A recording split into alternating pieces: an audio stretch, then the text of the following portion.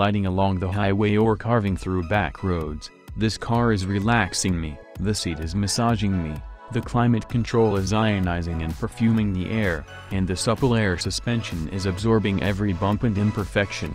This is a car that will chill you out and make driving pleasant, not stressful. It's pretty enough to draw onlookers when we stop for lunch, too, and quick enough to skip past other traffic when a lane ends unexpectedly. With a fresh look on the outside for the 2018 model year, a beefier engine underhood, and new technologies sprinkled throughout, the S560 Coupe more than lives up to Mercedes' billing of it as one of the brand's dream cars.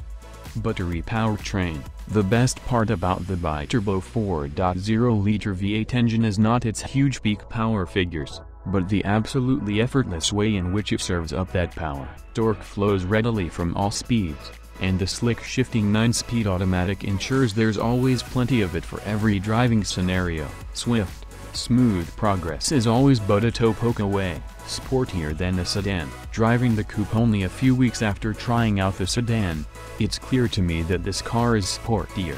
For starters, it's tuned to have a more aggressive engine note, with welcome rumbling and purring from the V8 where the S560 sedan hums. The coupe's shorter length and wheelbase, by 8.4 and 8.7 inches, respectively, make a huge difference, too, helping me swing through corners more easily and giving the two-door a sense of fleetness. In other words, even non-AMG S-Class coupes are fun from behind the helm. Technology makes driving easier. Active Steering Assist, which works in concert with the Distronic Adaptive Cruise, doesn't actually drive the car itself, but it may as well. In this car it's more capable than ever, and sitting in busy California freeway traffic, I find myself able to take my hands off the wheel for extended periods of time as the car brakes, accelerates, and gently steers in low-speed congestion. Other safety gear is equally appreciated, warning me of obstacles ahead or in the blind spot.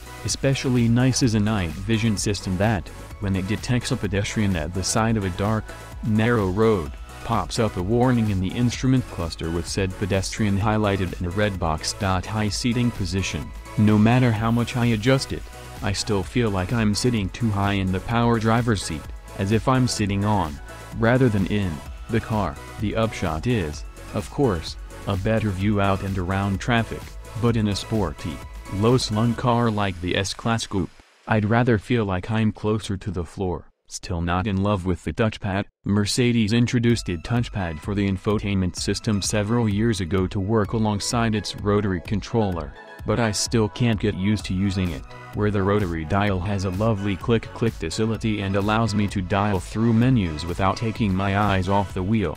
The touchpad offers no real physical feedback. It's a more distracting way to interact with the system than simply using the knob. Overcomplicated steering wheel controls. With the cruise control switches now relocated to the steering wheel, this car's wheel has a whole load of buttons and functions. It looks cluttered, and it's easy to accidentally brush the touch-sensitive knobs that manipulate the instrument cluster and infotainment display. Nor do the buttons have the taut, mechanical feel of the rest of the car's switchgear.